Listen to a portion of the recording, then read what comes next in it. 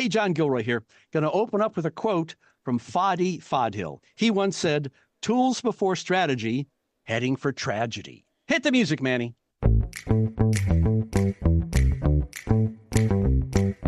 Welcome to the Federal Tech Podcast, where industry leaders share insights on innovation with a focus on reducing cost and improving security for federal technology. If you like the Federal Tech Podcast, please support us by giving us a rating and review on Apple Podcast. Welcome to the Federal Tech Podcast, the podcast that connects you to federal technology leaders. My name is John Gilroy, and I'll be your moderator. Our guest today is very well-known Erix Trexler, Senior Vice President, U.S. Public Sector at Palo, Alto Networks.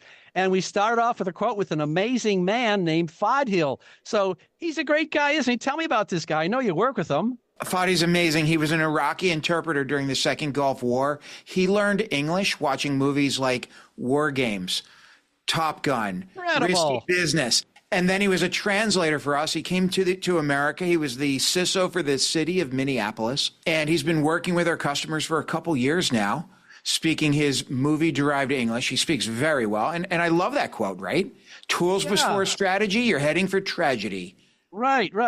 And that's the situation. Now I'm going to quote you. The last interview we did here, you said, a typical company, typical agency may have 30 tools that they use for cybersecurity. Yeah. It's like, well, are they duplicate? Do they work with each other? How do they all work? And I think this brings into this concept of tools. So tell us about tools, tell us about strategy, and where should our listeners be focused on? Well, as we're entering into that, let me give you another one. We have a new report out that's showing the average customer has 16 cloud security tools as they're migrating to the cloud, John. So not just cybersecurity tools, but within cybersecurity, 16 cloud security tools. You've got to bring it together in a platform approach. Back to Fadi, it's not about tools. It's about your strategy. What are you trying to do as an agency, an organization, an enterprise? How are you trying to secure yourself from the adversary? Whether you're worried about nation state activity, ransomware, I know we're going to talk about it because it's all anybody's talking about these days, John, artificial intelligence, how the adversary is using it against us. It really doesn't matter. But going back to the opening of the show, tools before strategy or you're heading for tragedy, you've got to understand what you have, how you want to protect it, how effective you are today, and then start working against that. I don't care if we're talking AI, tools, DevSecOps, we're talking zero trust. It doesn't matter. Business foundations matter. What do we have? Right. What are we trying to protect and how? Right. And Fadi just has these great observations. He does. And what he recently said was that it's the same individuals there. They give them new tools. Individuals haven't changed, and they give us more new tools. Same individuals and more new tools. What kind of results can change? It's a strategic process where you have to look at your whole system, go into discovery, and find out what can be done, what can't be done, and maybe leverage AI, maybe not. And I think you guys are making a big, bold statement. Palo Alto is making a big, bold statement with putting some money into AI people. I heard 100, 200 people over there. Think of those salaries. That's a lot of money being put into AI. We're actually last report I heard, we're north of 400 personnel focused on artificial intelligence. So when you go to an RSA, when you go to a show these days, it is all about AI. As I alluded to earlier, zero trust has almost fallen off the hype cycle. Wow. Right? As a concept, we don't hear it as much. We hear AI. Over 400 people within Palo Alto Networks focused on AI every single day as the core fundamental part of their job. And I'm talking developers. I'm not talking about salespeople or people in the field, people speaking about it. I'm talking developers. Think about the average cybersecurity company. They don't have 400 employees. Right. Exactly. That's the point. Like, what? I think that's a difference maker. I'm not an expert. I think it'd be like me and my neighbors playing the Green Bay Packers. Well, yeah, we'll have a chance, huh? Yeah, it's just when you have that many people constantly pushing, there's got to be practical results. Well, I think so. And I think what you'll see is we're making moves against the cybersecurity workforce shortages that you and I have personally talked about for probably almost a decade now. We're making moves against the adversary who's leveraging AI more and more every day to more quickly attack us at speed and scales that we've never seen before, right? So we're really bringing these capabilities to market. The industry is, and it's great, but we specifically are doing a lot in that area, and I think you're going to see some movement. And I would say if you aren't leveraging today's technologies, you're just getting further and further behind. And that's going to be a big problem as we move forward. Imagine not using a cell phone after invented, John. You can still go through life. It's just a little more complicated. Wow. A little slower pace. Yeah, a little slower pace. I'm taking notes here, and you just said see some movement. Now, good movement, bad movement, all kinds of movement. I am going to read a quote from a headline from the Washington Post. You can fire it up and look at this headline today. Subsection C, it talks about it's time to get real about what AI can do and what AI can't do. You got these hundreds of people working on this. So from your perspective, what part of AI can help my federal audience and what can't it do? That quote could apply to any form of technology whatsoever. It's time to get real on what fire can do and can't do, right? But specifically within AI, I think the biggest, you're asking my opinion here, the biggest movement I see in the world will be automating that human-machine teaming agreement, right? There are a lot of activities. I'm going to tell you a story I think you'll like. There are a lot of activities where humans can do the work. They just don't do it as quickly, as efficiently. Yeah. I was in Italy 2 weeks ago, and we're on about the sixth day. I've got a 16-year-old son. He was getting a little bored going from town to town, looking at different museums and artwork, and you name it. And my wife said, I'm done. I'm not planning today. We're going to go to Siena, but you two are on duty.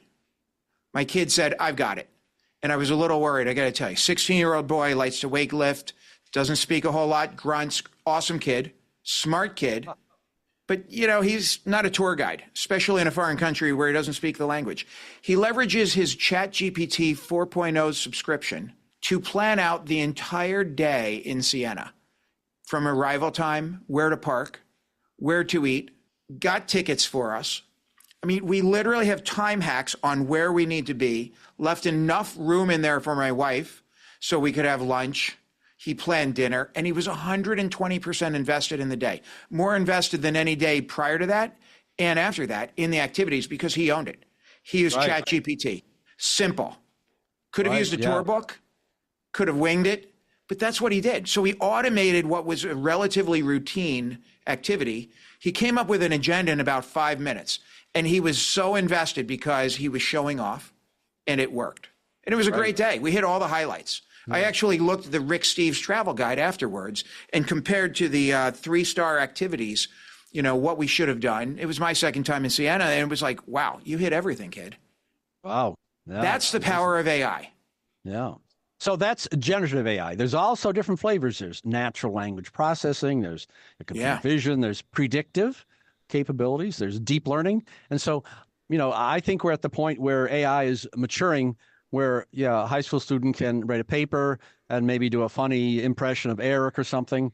But there's different aspects of artificial intelligence that might help, for example, detect anomalous behavior in large data sets. And so if a typical federal agency is getting flooded with information, how can they pull? And I think the dirty secret is that, these 30 tools that everyone's using, maybe 2 or 3 of them work. Maybe 2 or 3 of them actually detect the anomaly. But the question is, if it's buried in 10,000 alerts, what good's the tool, huh? I mean, so maybe Palo Alto can use artificial intelligence to filter through these false positives. So I've said for years, do integration on the factory floor, not the customer floor.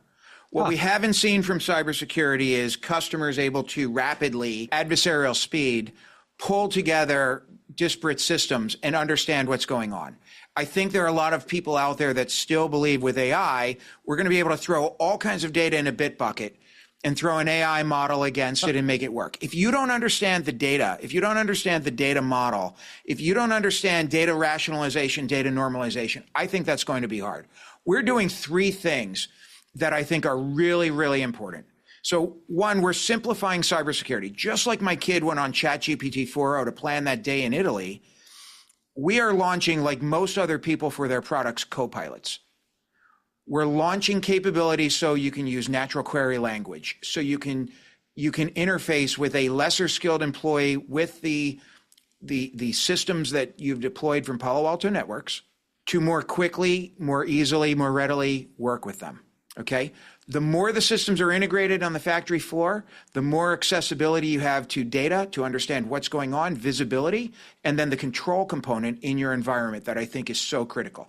Visibility and control, those are the two pinnacles of cybersecurity in my mind. You've got to see and understand what's going on, and then you've got to be able to control what's happening and address it. That's how do you use AI with interacting with our tools? Well, you'll see additional capability on the support side where you log a support case. You'll get more rapid accessibility to our information. We're loading all of our content into large language models so that you can work with them as a customer. But there's more. We've coined the term precision AI. We've got a capability out there. How are we leveraging AI in our tools? And this isn't something that's super new. It's something the industry has been doing for more than a decade. How are you using neural networks? How are you using machine learning to more rapidly understand what's going on in your environment? Let me tell you what the difference in my mind is. So when you're looking at Gen AI, generative AI, that's the ChatGPT, Gemini type querying. You're going to use copilots. The margin of error is pretty high. Yep, whether it's 1% or 10% really doesn't matter, in my opinion. You are going to get some hallucinations. You're going to get some false responses. My kid could have gotten something, sending him to something in Florence because the AI flaked. Sometimes not a big deal. Yeah, not a big deal. Yeah. Sometimes 2 + 3 = 4 when you ask the Gen AI tools those questions, and that's a problem. But not a big deal because humans are there to oversee it. Precision AI is working at machine speed. It's driving these technologies out to the edge, putting things on firewall, not even in the cloud where we can make millisecond level decisions. We've been doing this for more than a decade, as I said. Your probability of error needs to be in the high hundreds of thousands or 1 in millions in order to make a decision. And what do I mean? Is this file, this URL, this IP address, whatever it is, malicious or not? That's a yes or no binary question. That's got to be lightning quick, and it's got to be precise every single time. Or you can prevent good transactions from happening, or you can allow bad transactions from happening. We're spending a ton of time pushing that out to the edge, machine speed, and leveraging that in our models. Every day we see over 1.5 million new attacks and growing. I'm sorry, we see over 750 million new and unique attacks. We can get that down into the dozens where we need humans to get involved and really make a decision. So machines are making decisions humans would have made years ago, and we're making them at machine speed. So speed and scale is critical. And then the next piece that I think is incredibly important is, and it's something that is relatively unique to us, securing AI by design, helping our customers understand how AI is being used in their environments. So John, I've got a study here. I think it's from Ernst & Young. We're seeing hundreds of AI applications being deployed, thousands of AI models in the infrastructure, tens of petabytes of data transacting with AI systems. So think about that in the context of an employee. Now my son, who is planning a trip, comes back to work. He takes something that's relatively proprietary from his job. He's not employed, but let's pretend he is for a second. And he sends it out to ChatGPT 4.0 again to get an answer to make his work easier. Who's watching what he's sending out there? Who's looking at the data coming back? Now take that to tool sets. Imagine if developers are starting to build that into applications. Now we're operating at machine speed. How are you protecting your critical intellectual property in an organization? How are you controlling things with enterprise SaaS applications? You're interfacing with cloud service providers and their AI platforms. How are you understanding the models you're using internally? These are all things that you need to better understand. So think about it as posture management for AI. So we're bringing that capability to market to help our customers better protect themselves. So they're using AI to work with their tools to better secure themselves. They're using the precision AI embedded in the tools to better protect their environments in an automated mechanic fashion. And then finally, they're protecting their critical IP. Start off by quoting your buddy Fadi. And now I'm going to quote a character named Erix Trexler. In our last interview, I take notes, and he had a great phrase. To tell you the truth, it's a nicely tuned phrase. He talked about mean time to detection, mean time to remediation. Yeah. Talk about speed. And that's what AI might be able to provide, is that it can reduce the time that you can detect something. And then what good is detecting unless something can happen, huh? And so it's a two-step process. So mean time to detection, mean time to remediation. I think that's a good summary of those 3 points that you made, huh? Absolutely. Back to Fadi. That's what it's all about. The strategy. What are we trying to do in the organization? Right. So when we look at precision AI, how do we more quickly make a determination of whether something's good or bad? Well, I can quote Fadi all day long, but I want to quote you a little bit here. Let's look in the crystal ball, look at 6-8 months down the road, all these swarms of attacks every day. That quote about petabytes of attacks every single day. What do you think is going to happen? You think someone's going to get through? You think there's going to be an event? Or what do you think is going to happen the next 6 months in the federal world? Well, there are always events. I mean, we have events all the time. We've had some pretty significant ones of late that I think are material to the federal business. We have a continuation of the ransomware onslaught, storm, whatever you want to call it, on the commercial and state local education side of the business. What we're also starting to see is adversaries take advantage of artificial intelligence. How to more rapidly code, how to sound more English, more American.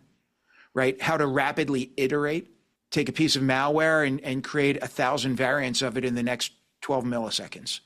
And then they're throwing all of that at us. So it is going to be a battle of AI against AI in some regards, with humans on the back end deciding what to do.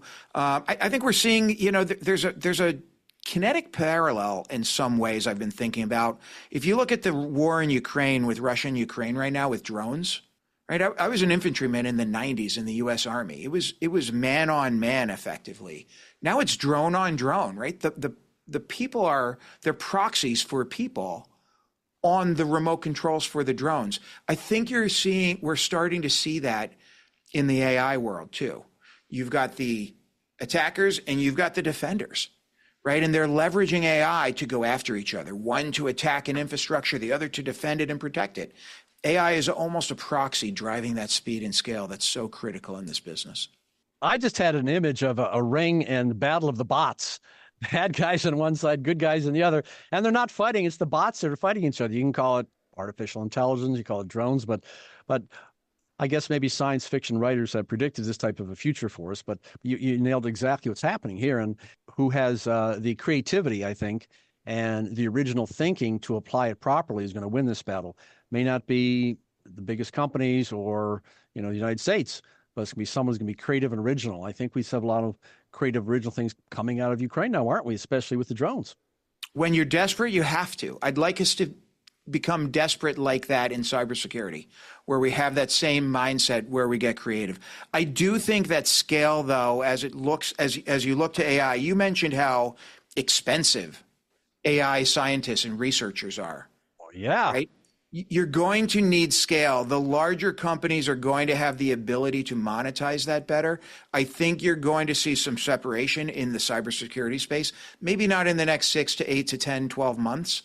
But as time goes on and we're leveraging those artificial intelligence capabilities, I think you're going to see that the more financed, the more profitable, the more capable companies are going to take a lead there, John. The smaller ones just won't be able to keep up. They'll have a great idea, but how do you implement that at speed and scale? It goes back to your quote, you have to have mean time to detection, mean time to remediation. And if there's no remediation, why even bother with detecting, huh? Now flip that over on its edge and look at the adversary. Let's say I want to attack an organization. I can leverage speed and scale by going to malicious AI tools and capability sets to become a lot larger than I am as one individual on a keyboard, right? So now I've got those multiples. I can create 1,000 different variants of this piece of malware on the fly. That's the difference, both for the attacker and the defender, that I think we're going to see some change.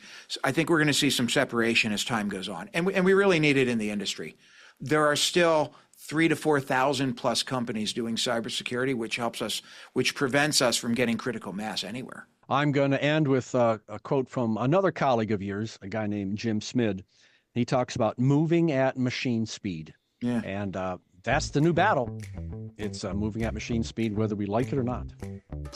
You have been listening to the Federal Tech Podcast with John Gilroy. I'd like to thank my guest, Erix Trexler, Senior Vice President, U.S. Public Sector at Palo Alto Networks. Thanks, Erix.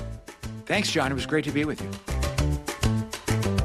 Thanks for listening to the Federal Tech Podcast. If you like the Federal Tech Podcast, please support us by giving us a rating and review on Apple Podcast.